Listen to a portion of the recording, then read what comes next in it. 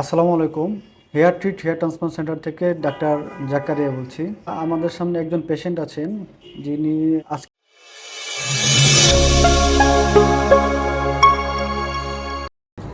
মাথার চুল পড়ে গেছিল।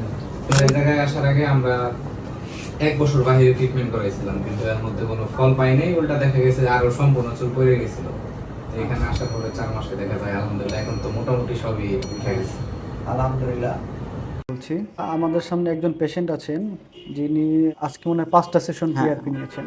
তো আমরা একটু তার মুখ থেকে শুনবো যে তার চুল পড়ার যে কন্ডিশন ছিল বা নতুন চুল গজানোর কি কন্ডিশন এখন। আমার এখন চুল পড়া কমতেছে, নতুন চুল গজাইতেছে, এখন মোটামুটি ভালোর দিকে আছি। তো এখন